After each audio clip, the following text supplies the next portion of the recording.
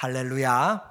아멘. 오늘은 잃어버린 보물이란 주제로 말씀을 같이 나누도록 하겠습니다. 오늘은 하나님 앞에서 보물 찾기를 좀 해야 될 것 같아요. 여러분 보물 찾기 언제 해보셨는지, 보물을 혹시 우리나라의 국보, 옛날에는 번호를 먹였어요. 번호 1번, 국보 1호, 2호 했는데, 그건 번호는 가치의 중요성이 아니라 먼저 된 것들을 이야기를 해요. 그래서 대한민국의 국보 제1호였던, 그리고 지금은 번호가 없이 첫 번째인 숭례문, 남대문이라고 이야기하죠. 서울에서 남쪽에 있는 성이에요, 문이에요. 그래서 남대문인데, 우리나라는 그렇고 세계 문화유산, 유네스코의 문화유산의 첫 번째로 올라간 것이 혹시 아세요? 그리스의 파르테논 신전 기둥 있는 그 기둥들, 큰 기둥들, 그것은 우리는 세상에 그와 같이 가치 있다라고 이야기하는데, 그건 몰라도 되지만 오늘 성도들에게, 또 특별히 바울이 우리에게 자랑하고 있는 나의 자랑은 그리스도와 십자가라고 그렇게 이야기하고 있어요. 바울의 자랑이 다른 어떤 학벌도 아니고 어떤 자기의 인종이나 나라, 그런 어떤 것이 아니라 나의 자랑은 그리스도와 그의 십자가라라고 이야기하고 있는데, 여러분의 자랑은 어떤 자랑이 있는지 한번 생각을 해보면 좋겠습니다. 보물을 찾는 이유가 있어요. 우리가 이 십자가의 사랑을 잘 알지 못하면 우리 삶이 좀 냉랭합니다. 클클하고 답답하고 그래요. 그러나 힘들고 어려울 때 내가 왜 이럴까라는 때도 있고, 어떻게 살까라고 하는 때도 있고, 그렇게 불안하고 힘들 때 이 십자가의 사랑을 다시 한번 우리 마음 가운데 알게 되면 그 어떤 것들도 이겨나갈 수 있는 큰 사랑, 파도도 넘어갈 수 있는 그런 은혜가 있게 됩니다. 우리는 십자가의 이 복음을 잘 몰라요. 그래서 안식일 교회 중학교 때부터 다니다가 그곳에서 목회자가 돼서 20년 정도 사역한 강경구라고 하는 목사님이 계세요. 그가 안식일 교회에서 탈퇴하고 이제 개신교로 돌아와서 하는 말 중에 하나가, 그 성도들이 보니까, 개신교 성도들이 자기가 보니까 안식일 교회로 넘어갈 사람들이 수두룩하다라고 이야기해요. 안식일 교회에서 우리에게 넘어오는 것이 아니라 우리 개혁교회에서, 개신교에서 안식일 교회로 넘어갈 사람이 수두룩하다라고 그렇게 지금 복음을 진단을 하고 있어요. 이유가 무엇인가? 첫째는 안식일 교회를 모르고 또 성경을 잘 모른다라고 하는 거예요.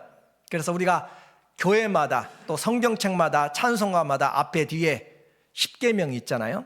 십계명, 특별히 사계명은 안식일을 기억하여 거룩히 지키라라고 이야기해요. 그렇죠? 이것을 영원히 기억하라고 이야기하는데, 대놓고 왜 이 영원히 기록하라고 하는 성경의 말씀을 믿지 않느냐라고 이야기하면 이 개신교 성도들이 할 말이 없어요. 나는 주일 지킵니다 라고 그냥 넘어가는 것이지.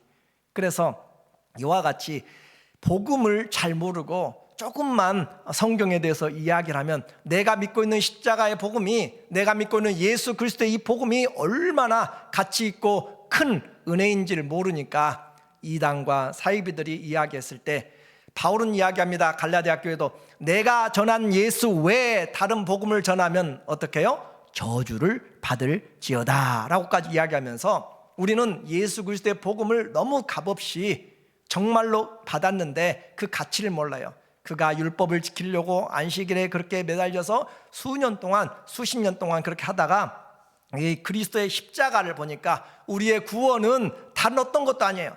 예수 그리스도 그 십자가가 우리에게 구원의 능력이고 우리의 삶의 지혜가 된다라고 하는 것을 통하여서 다 이루었다라고 하신 예수 안에 구원이 있다는 것을 알고 너무나 큰 그런 감격을 이야기를 하는 것을 제가 들어보았어요. 여러분 어떠세요?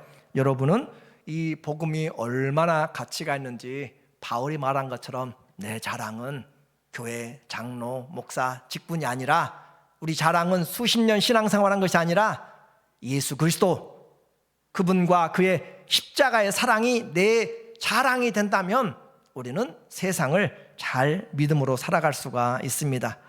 특별히 우리가 이 시대에 복음을 잘 알아야 되는 것이에요. 여러분이 인터넷을 보면 수많은 이단들이, 오히려 안식일을 치면 안식일에서 올린 것들이 다 거의 90%를 차지하고 있어요. 그러니까 우리가 제대로 알지 못하면 안 되는 것이고, 그들은 교회들로 수십만 장의, 자기 개인의 이야기입니다. 강경구 목사 이야기가 개신교회로 수십만 장을 그렇게 왜 우리가 안식일을 지켜야 되는지라고 하면서 그런 그들의 교리들을, 책자들을 돌렸는데, 우리 개신교에서는 그렇게 하지를 않아요. 그러니까 당연히 믿고 있으면서 아무런 그런 영적인 전쟁을 할 그런 자신과 준비가 되어 있지 않다라고 하는 거예요. 오늘 우리가 이 복음을 보면서 매년마다 이렇게 고난주간 또 부활절 교회 우리가 교회의 연력을 우리가 지키는 것은 그 의미를 잘 모르면 똑같이 신앙생활하면서 우리를 올바로 세우지 못하기 때문에 그렇습니다. 자, 예수님이 유월절을 생애에서, 우리가 왜 예수님의 공생애를 3년 또는 3년 반이라고 이렇게 이야기해요? 성경에 요한복음을 보니까 예수님이 유월절에 예루살렘에 올라갔다라고 하는 것을 우리에게 3번 기록하고 있기 때문에 우리의 예수님의 공생애가 3년에서 3년 반이라고 이렇게 하고 있는 거예요. 그러니까 기록된 대로 요한복음 2장에, 그리고 요한복음 6장에, 그리고 요한복음 12장에서는 이제 올라가셔서 마지막 유월절 지내는 기간으로 그렇게 복음서가 이야기를 하고 있고, 그런데 마태복음에 보면은 이 유월절에 대한 것을 한 번만 이야기를 하고 있어요. 그러니까 성경을 다 종합적으로 볼 줄 알아야 예수님의 행적과 예수님의 사역의 의미들을 알 수가 있어요. 우리는 마태복음 14장부터 나타나는 내용들을 통하여서 오늘 16장에 오늘 잃어버린 보물을 좀 찾으려고 합니다. 마태복음 14장부터 16장까지 보면은 예수님의 행적이 마지막 유월절 놔두고 가기 전에 그 중간에 있는 두 번째 될 수 있고 또는 세 번째 될 수 있는데, 그 마지막 유월절을 놔두고 그 전에 있었던 유월절에는 예루살렘으로 올라가지 않습니다. 항상 예루살렘 올라가서 절기에 그렇게 했는데 예수님이 올라가지 않고 그 유월절 기간에는 예수님이 갈릴리 근처에서 또 이방 땅에서 유월절을 보내고 있어요. 그래서 지도를 잠깐 보게 되면 마태복음 14장부터 16장까지 나오면서 예수님이 오병이어의 기적을 벳세다에서 행하십니다.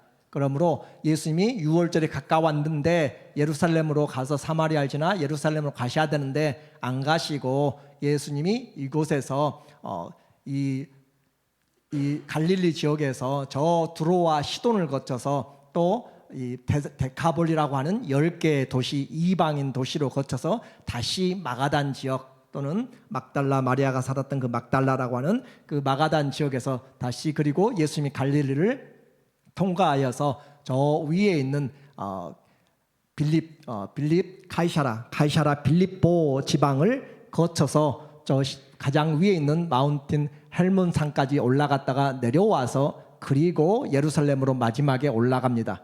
그리고 나서는 다시는 갈릴리 지역으로 오지 않아요.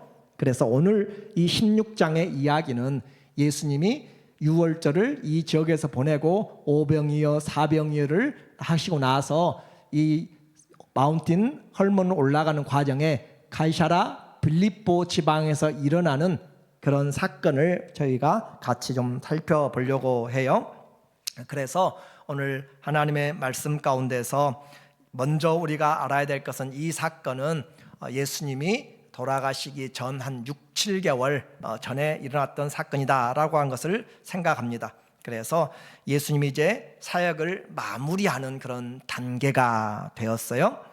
예수님이 많은 제자들을 또 이끌면서 말씀을 가르치고 기적을 행하시고 바다를 위를 걸으시고 그렇게 하면서 제자들이 따랐습니다. 그리고 주님이 지상사역의 마지막 그 정리를 어디서 하고 계신가? 이 가이사라 빌립보에서 하고 계세요. 마태복음 16장 13절 말씀에 보니까 말하기를 예수께서 빌립보 가이사랴 지방에 이르러 제자들에게 물어 이르시되 사람들이 인자를 누구라 하느냐라고 묻고 있습니다. 예수님이 지금 가이사랴 빌립보 또는 빌립보 가이사랴라고 이야기해요. 그것은 이름입니다. 왕의 이름. 이 빌립이라고 하는 것은 헤롯 빌립이라고 하는 헤롯 대제의 아들이에요. 그 빌립의 이름이고 왕이고, 또 가이사랴 분봉왕이죠. 가이사랴라고 하는 것은 티베리우스 황제, 로마 황제, 당시에 티베리우스 황제의 이름이 카이사라라고 그렇게 이야기하죠. 케사르라고 그렇게 또 이야기도 하는 그 가이사랴, 티베리우스 황제의 이름을 따서 가이사랴 빌립보. 왜냐하면 가이사랴 그 이름이 또 하나가 지중해 연안에 이스라엘 서해에 있기 때문에 그래요. 그래서 왕의 이름과 황제의 이름을 따서 지어놓은 도시가 바로 이 빌립보 가이사랴 지방입니다. 그곳에서 제자들에게 물어 이르되 사람들이 인자를 누구라 하느냐. 이르되 더러는 세례 요한, 더러는 엘리야, 어떤 이는 예레미야나 선지자 중에 하나이라 라고 그렇게 말씀하고 있어요. 그래서 당시에 그 지역은 로마 황제의 신전이 있고, 또 판신이라고 하는 판의 그런 신전, 목동의 신의 그 신전이 있어요. 그래서 그곳에는 이방 신을 섬기는 그런 신전, 황제를 섬기고 이방 신들을 섬기는 신전들이 이 가이사랴 빌립보 지방에 있고, 그곳에는 저 남쪽의 예루살렘과는 아주 거리가 먼 이방 땅이고, 그래서 거룩한 예루살렘의 성전도 보이지 않고 또 하나님 말씀을 지켜나가는 그런 사람들, 무리들도 별로 없는 이방, 그곳에서 이방 우상의 숭배 지역에서 주님이 묻고 있는 것이에요. 너희는 그러면 나를 누구라 하느냐. 15절에 말씀하고 있습니다. 이르시되 너희는 나를 누구라 하느냐. 세상 사람들은 예수님에 대하여서 선지자 중에 한 분입니다 라고 그렇게 이야기하는데, 예수님이 그러면 너희는 나를 누구라 하느냐. 세상 사람들에게 여러분이 가서 물어보세요. 예수님 누구라고 생각하세요? 예수님 역사적으로 있었던 분이든지 또 성인 중에 한 분이라든지 여러 가지 율법 교사로 이야기할 수 있지만, 그러면 여러분은 예수님을 누구라고 생각하세요? 오늘 이 자리에 계신 여러분에게 묻습니다. 여러분은 예수님을 누구라고 생각하세요? 베드로가 대신 대답합니다. 주는 그리스도시요 살아계신 하나님의 아들이시니다. 이와 같이 베드로가 제자들이 앞서서 그렇게 고백을 하니까 너무너무 놀라운 주님의 은혜를 그가 경험하게 된 것이죠. 그래, 맞다. 요나의 아들 시몬아, 네 말이 맞다. 그런데 그와 같은 지식을 준 것은 네가 잘나서가 아니라 하나님이 너에게 깨닫는 지혜를 주셔서 알게 된 것이다 라고 이렇게 이야기합니다. 17절 말씀이에요. 예수께서 대답하여 이르시되 바알 요나, 바알이라고 하는 것은 아들을 이야기해요. 요나의 아들, 그 말입니다. 바알 요나, 시몬아, 내가 복이 있도다, 내가 행복하도다, 그 말입니다. 이를 네게 알게 한 이는 혈육이 아니요 하늘에 계신 내 아버지가 알겠다. 또 내가 내게 이르노니 너는 베드로라. 내가 이 반석 위에 내 교회를 세우리니 음부의 권세가 이기지 못하리라. 사망의 권세가 있다는 것이에요. 그리고 그런 음부의 권세가 이기지 못한다라고 이야기합니다. 우리는 너무 이 내용을 잘 알고 있어요. 자, 그런데 다시 묻습니다. 지금 제자들 눈에 보이는 것은 그 황제의 그 의리의리한 신전들, 그리고 이방 신을 섬기는 그 신전들이 그곳에 있고 제사를 지내고 하는 그런 광경을 내려다보면서 너희는 나를 누구라 하느냐. 우리에게 만약에 내가 전쟁의 한가운데 포탄이 쏟아지고 총알이 빗발치는 그 한가운데서 너는 예수님을 누구라 생각하느냐라고 묻는다면 여러분은 어떤 고백을 할 것인지, 아니면 전쟁터를 놔두고 내가 아픔 가운데, 병원 가운데, 아니면 그런 사업의 실족에서 사업이 망하여서 그와 같은 길바닥에 있는 상황에서 너는 예수님을 나를 누구라 하느냐 묻는다면 여러분은 어떻게 대답할 것인지 한번 생각해야 될 내용이 바로 왜 예수님이 지금 이방 갈릴리 북쪽에서 가이사랴 필립보 지방에서 나에 대해서 묻고 있는지, 신앙은 첫째는 예수님에 대한 분명한 그 믿음이 있어야 신앙이라고 할 수가 있습니다. 기독교 신앙은 다른 것이 아니에요. 예수님에 대한, 하나님에 대한, 성령님에 대한, 삼위일체 하나님에 대한 분명한 신앙관이 있어야, 그분이 창조 주시고 그분이 구원해 주시고 그분이 영원한 왕이신 것을 우리가 알아야 우리가 하나님 앞에 예수님을 믿는다라고 할 수가 있어요. 그래서 믿음은 우리에게 예수님을 알고 신앙 고백하는 것은 시작입니다. 거기서 끝나지 않아요. 그래서 믿음은 방향 전환이에요. 우리가 내가 중심이 됐고 세상이 중심이 됐던 것에서 예수님께로 방향이 틀어져서 인생의 주인, 세상의 주인이 예수님입니다 라고 그렇게 시작하는 것이 믿음의 시작입니다. 방향 전환이에요. 그래서 고난의 한가운데서도 예수님으로 돌아서서 살아갈 수 있는 것, 혼자는 못합니다. 우리에게 은혜가 와서 한 것이지, 아버지가 믿게 하여서, 성령이 믿게 하여서 한 것이지. 어렸을 때 소를 먹일 때가 있어요. 학교를 갔다 와서 소를 가서 풀을 먹이고 하려고 하면은 소가 잘 있으면 좋은데, 가면 거의 나무나 그런 곳에 옆에 그늘에 놓아놓으면 나무를 칭칭 감아가지고 목만 거의 움직이지도 못하고 불쌍하게 있을 때가 많이 있습니다. 가면 참 안타까워요. 그래서 꼭 하는 말이 있어요. 넌 참 소다. 그걸 좀 거꾸로 돌아오면 자기 목도 좀 풀리고 좀 다른 데도 먹을 수 있는데, 한 번 돌기 시작하면 그냥 마냥 한 방향으로 도니까 결국 나무에 걸려서 움직이지도 못하고 있는 그런 모습이, 스스로는 방향 전환을 못한다라고 하는 거예요. 우리 인생에서 예수님을 아는 것, 우리 힘이 아니라 하나님이 우리에게 알게 하신 것이고 성령이 알게 하신 거예요. 그래서 예수님을 아는 것으로 끝나지 않고, 이제 예수님을 알면 예수님이 그 다음에, 여러분이 다 예수님을 고백하면 그 다음에 어떻게 할 것인가 21절에 우리에게 말하고 있습니다. 이때로부터, 어떤 때요? 예수님이 누구신가 라는 분명한 신앙의 고백이 있는, 주는 그리스도시요 살아계신 하나님의 아들입니다 라고 하는 그 신앙의 고백이 있을 때, 이때부터 예수 그리스도께서 자기가 예루살렘에 올라가 장로들과 대제사장들과 서기관들에게 많은 고난을 받고 죽임을 당하고 제3일에 살아나야 할 것을 제자들에게 비로소 나타내시니, 그래서 예수님에 대한 고백이 바로 되었을 때 예수님이 왜 이 자리에 서 계신지를 그들이 알게 되는 거예요. 그래서 십자가에 대해서 이야기합니다. 베드로가 듣고 예수님을 붙들고 항변하여 때로는 주님을 꾸짖고 그 말이에요. 주여 그리 마옵소서, 이 일이 결코 주께 미치지 아니하리이다. 예수님 진짜 사랑하잖아요. 예수님 고난받는 것 나 못 봐요 라고 하는 참 사랑한 것 같은데, 예수님을 모르고 신앙생활하면 우리의 사랑이 광신이 되고 우리 사랑이 어리석은 사랑이 될 수가 있습니다. 예수님의 뜻을 알고 행하는 것이 올바른 신앙생활이에요. 우리에게 예수님을 올바로 아는 것 얼마나 중요한가. 예수님 분명히 이때부터 십자가의 죽음을 계속해서 이야기를 하십니다. 여러분이 예수님이 주라고 고백하니까 제가 오늘도 여러분에게 이 십자가의 이야기를 할 수가 있어요. 어제 한국의 유명한 그 K-팝 가수 그룹 있죠? 혹시 들으셨는가 몰라요? BTS가 3년 반 만에 돌아와서 군부대에서, 군의 복무에서 돌아와서 공연을 했어요.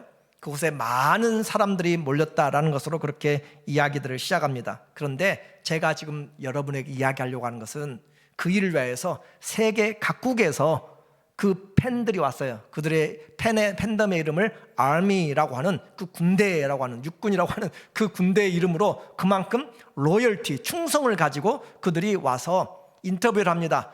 12시간 전부터, 공연 12시간 전부터 와서 기다리고 있어요.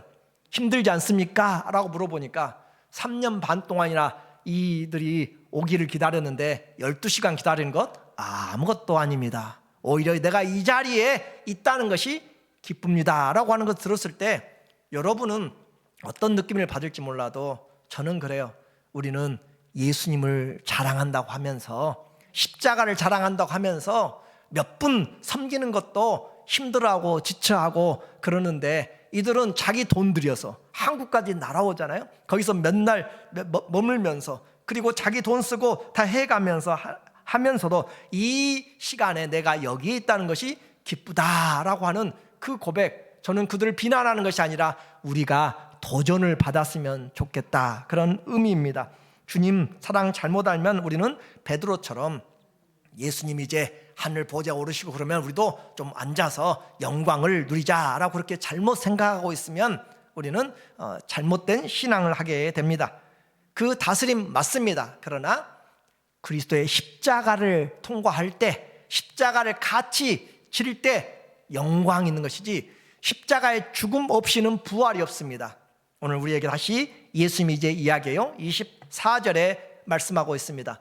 이에 예수께서 제자들에게 이르시되 누구든지, 예외가 없습니다, 누구든지 나를 따라오려거든 자기를 deny, 부인하고 자기 십자가를 지고 나를 따를 것이라. 누구든지, 남녀노소, 종이고 주인이고 상관없이, 왕이고 또 누구도 군인도 상관없이 누구든지 예수님을 따르려고 하거든 자기를 부인하고, 자기가 주인 된 것을 내려놓는단 말이에요. 자기를 부인하고 예수님의 십자가를, 자기 십자가를 지고 나를 따를 것이니라. 누구든지 제 목숨을 구원하고자 하면 잃을 것이요 누구든지 나를 위하여 제 목숨을 잃으면 찾으리라 라고 그렇게 말해요. 우리는 이 시간에 살고 있는 이유가 자기 목숨 얻기 위해서 열심히 일하고 밥 먹고 운동하고 그러잖아요. 내 목숨을. 그런데 주님은 그와 같이 자기 목숨을 위하여 사는 자는, 구원하고자 하는 자는 잃어버릴 것이요 누구든지 반대로 예수님을 위하여서 먹든지 마시든지 무엇을 하든지 다 하나님의 영광을 위해서 산다라고 하는, 주님을 위해서 하는 사람들은 그들이 목숨을 얻으리라 라고 그렇게 이야기해요. 반대의 내용입니다. 나를 위해서 열심히 아침부터 저녁까지 일하잖아요. 그런데 그와 같은 사람들은 결국 이 제한된 시간이 끝나면 아무것도 남는 것이 없이 다 잃어버린다라고 이야기했어요. 다 쓸어 담고 그렇게 했는데 잃어버리고 남는 것이 없다. 인생은 내가 이해하는 것으로 끝나지 않습니다. 왜 그래요? 인생을 주신 분이 하나님이시기 때문에 그래요. 설계자가 하나님입니다. 주신 분이 하나님이세요. 그래서 내 생각과 다르다, 내가 생각하고 거두리라고 생각했는데 그렇지 않다는 거예요.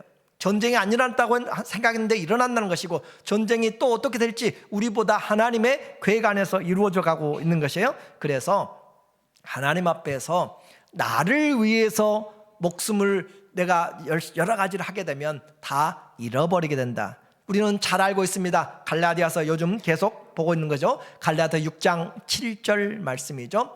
스스로 속이지 말라.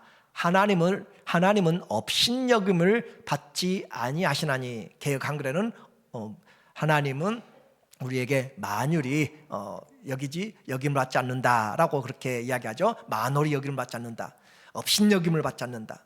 사람이 무엇으로 심든지 그대로 거두리라. 그런데 그 심는 내용을 보니까 사람이 육체를 위하여 심는 자는, 이것을 마태복음 16장 25절에 이야기를 한다면 사람이 자기를 위하여 자기 목숨을 심는 거잖아요. 자기를 위하여, 자기 자신을 위하여, 육체를 위하여 심는 자는 육체로부터 뭘 거둬요?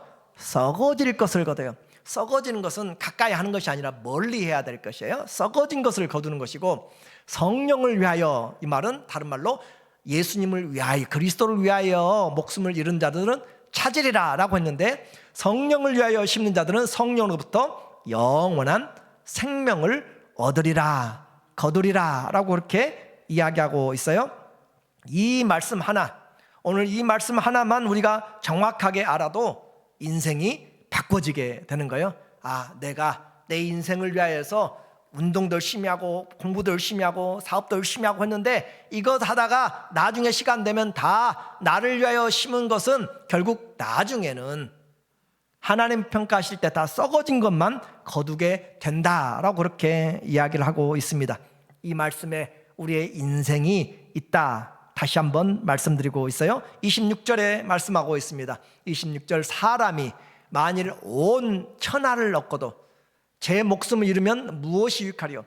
여기는 우리에게 가질 수 없는 비전을 한번, 야망이죠. 나는 이런 비전이 있다고 하지만 나는 이런 야망이 있습니다 라고 하는 것처럼, 사람이 온 천하를, 우리는 시애틀만 얻어도 좋겠어요? 워싱턴만 얻어도 좋겠어요? 미국 대통령만 되면 얼마나 좋겠어요?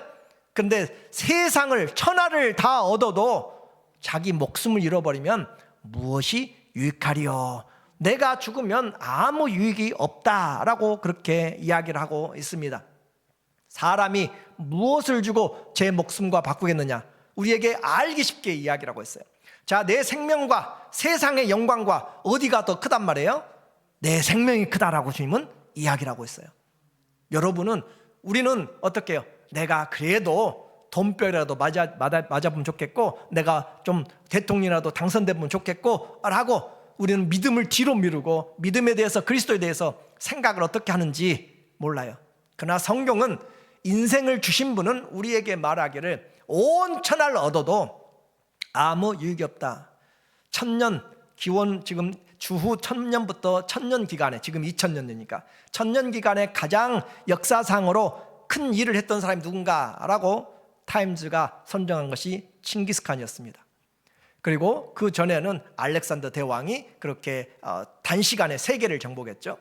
그런데 그와 같이 천하를 얻어도, 천하도 얻지 못한 거지만은 얻어도 우리에게 남는 것은 하나도 없다.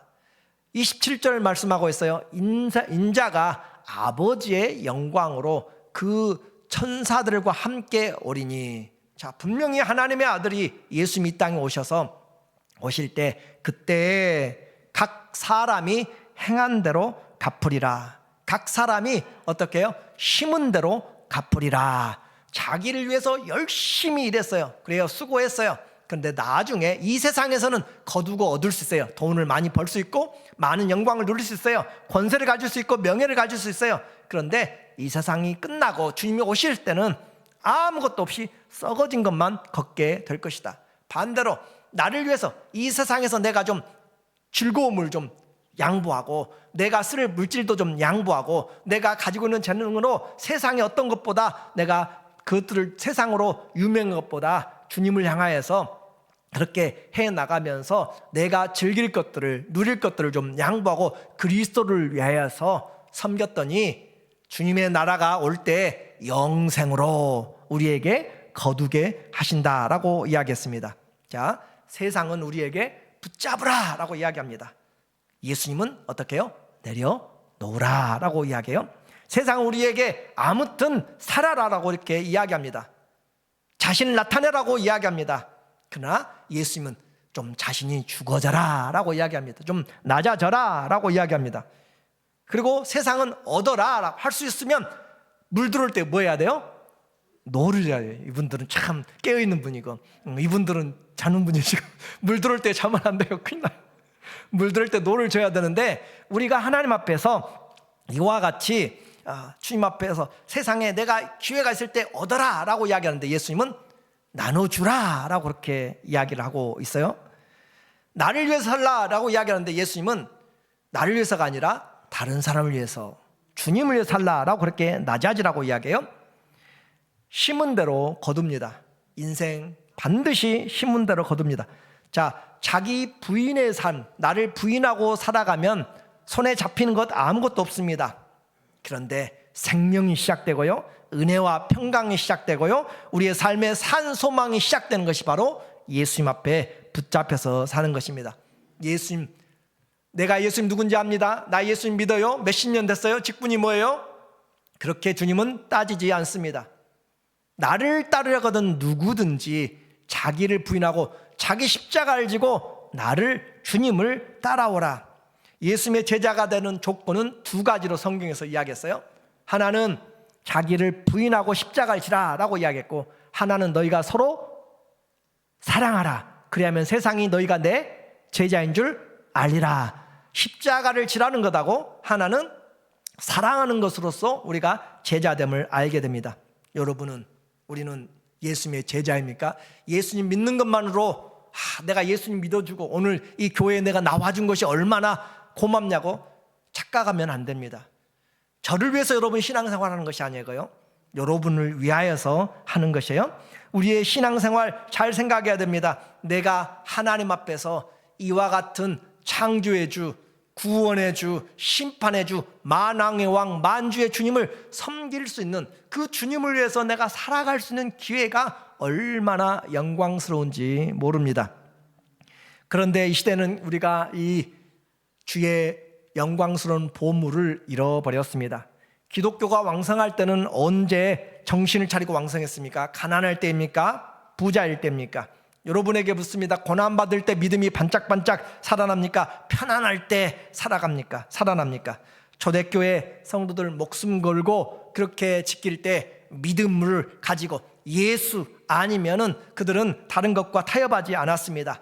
한국에 기독교 전파될 때 가정에서 어떻게 해요? 집에서 쫓겨나고 족보에서 파지면서 예수님을 믿기로 그렇게 하고 유교와 불교와 모든 우상에서 다 제끼고 나와서 하나님의 복음이 심겨졌는데, 이 시대는 거꾸로 세상으로 가고 있고, 지금도 무슬림이나 공산권 하에서 이 예수님 믿으려면 목숨 걸고 믿어야 됩니다. 고난이 없는 믿음은 뿌리가 약하고요, 인내가 없어서 언제 넘어질지 모릅니다. 직분, 신앙연수, 하나님 앞에서 십자가의 경험을 하지 못하면 언제 넘어질지 모릅니다.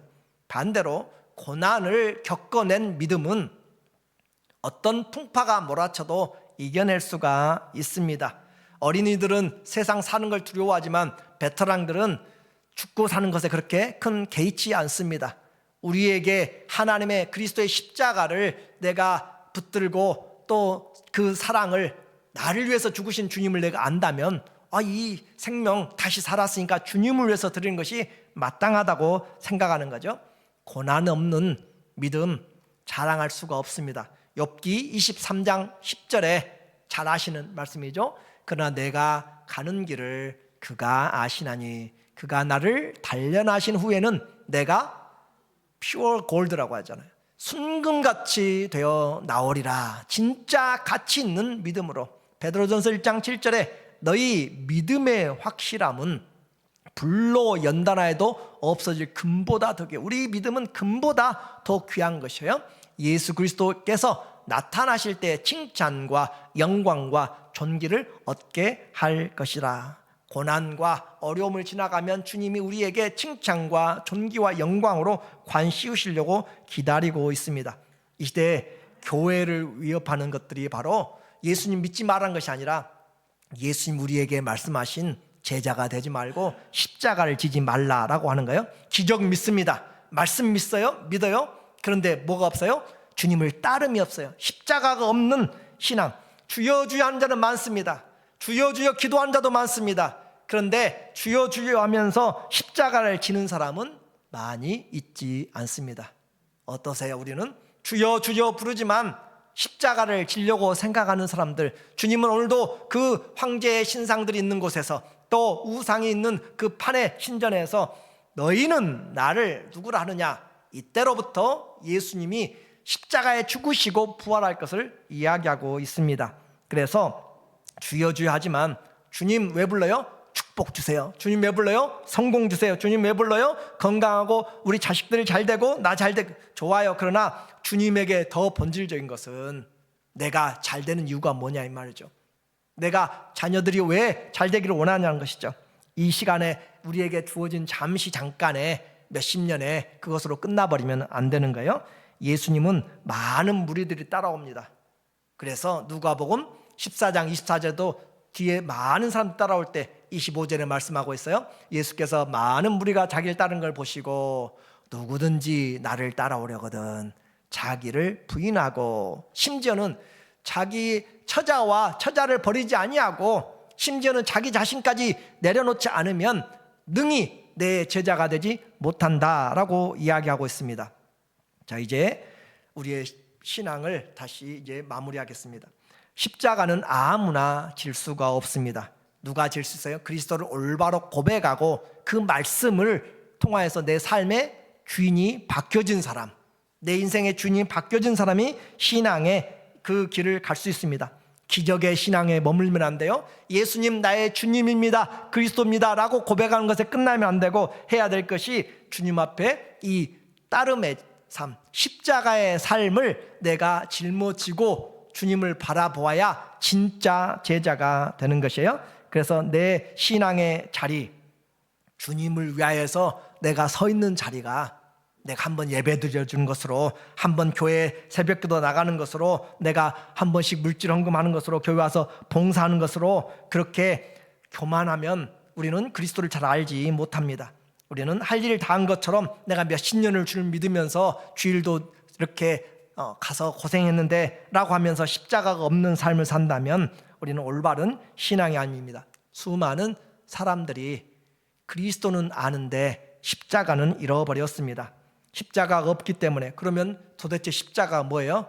내 성격이 불같은 것이에요? 그 십자가가 내가 지금 가난한 것이 십자가예요? 내가 사람들과 관계가 힘든 것이, 직장이 없는 것이, 돈이 적은 것이 십자가예요? 성경은 그것을 십자가라고 하지 않습니다. 그것은 자기들의, 우리에게 주어진 삶의 과정에서 나타나는 연단의 과정입니다. 십자가는 나를 위해서가 있는 것이 아니라 주님을 위하여서 지는 것을 십자가라고 그렇게 이야기합니다. 주님을 위하여서 나를 부인하면서 지는 것, 주님을 위하여서 남을 부인하면서 지는 것이 바로 십자가라고 그렇게 이야기했어요. 그래서 진짜 자랑, 바울의 자랑이 예수 그리스도와 그 십자가라고 했잖아요. 바울의 고린도후서 11장 28절에 우리에게 말합니다. 이 외의 일은 바울이 많이 맞고 춥고 배고프고 죽을 고비 많이 넘기고 태형으로 5번씩 태장으로 맞고 또 39대씩 3번씩 맞아가면서 그러면서 하는 말이에요. 이 외의 일은 고사하고 아직도 날마다 내 속에 눌리는 일이 있으니 곧 모든 교회를 위하여 염려하는 것이라.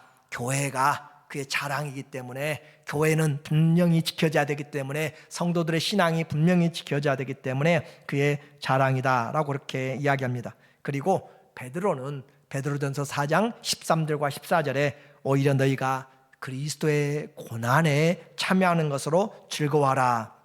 이는 그의 영광을 나타내실 때 너희가 그에게서 너희로 하여금 즐거워하고 기뻐하게 하려 함이라. 그리스도를 위하여서 받는 고난을 즐거워하라 라고 이야기합니다. 너희가 그리스도 이름으로 치욕을, 욕보임을 당하면 복 있는 자로다. 영광의 영, 그리스도 하나님의 영이 너희 위에 계신다라고 그렇게 이야기하고 있어요. 그래서 자기 일로 고난당하지 말고, 자기의 그 법을 어김으로 고난당하지 말고, 그리스도를 위하여서 받는 고난이 있다면, 치욕을 당하는 일이 있다면, 내 몸이 수고하고 땀 흘리고 사람들에게 모욕받는 일이 있다면 즐거워하라.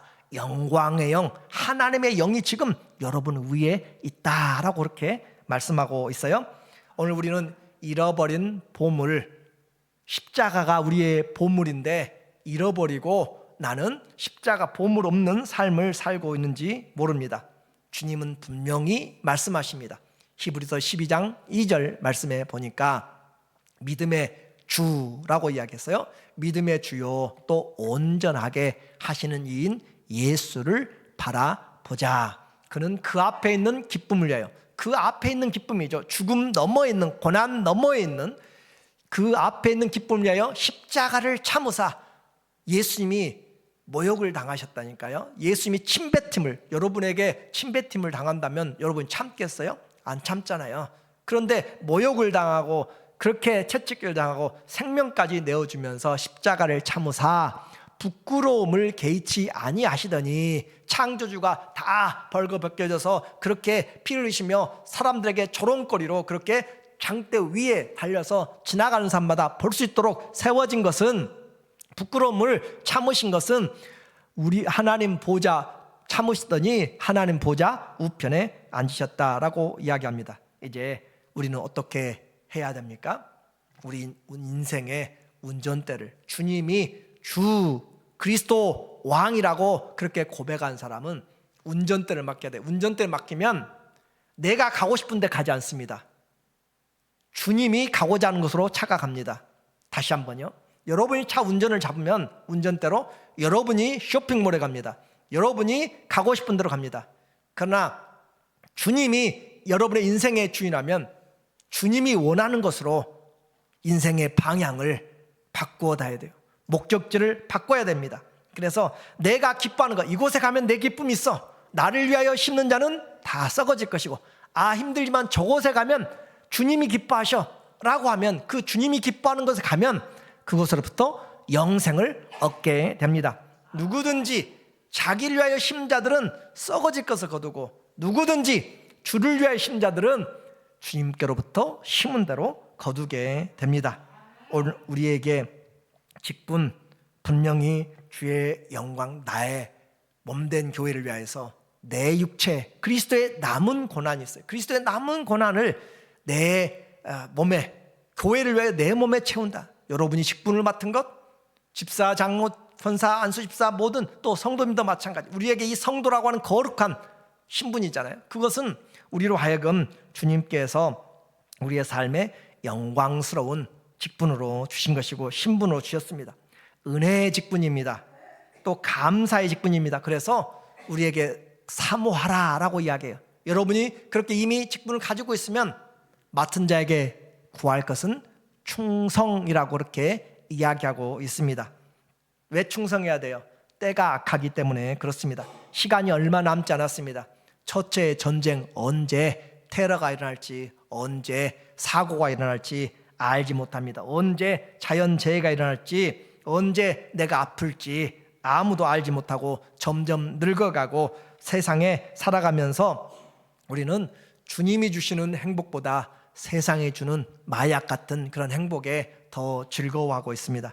주님의 말씀 분명합니다. 오늘 말씀 확인하면서 마칩니다. 마태복음 16장 24절에 말씀합니다. 이에 예수께서 제자들에게 이르시되 누구든지, 여러분이 몇 년이 됐든지 어떻든지 누구든지 예수님을 따라오려거든 자기를 부인하고 자기 십자가를 지고 나를 따를 것이니라. 누구든지 제 목숨을 구원하고자 하면 잃을 것이요 누구든지 나를 위하여 제 목숨을 잃으면 찾으리라. 나중에 그럴 줄 몰랐습니다 라는 그런 말은 통하지 않습니다. 오늘 내가 잃어버린 금반지, 잃어버린 핸드폰, 잃어버린 것들이 있다면, 지갑이 있다면 얼마나 마음 졸일까. 여기 앉아있지도 못하고 핸드폰 찾으러 가야 돼요.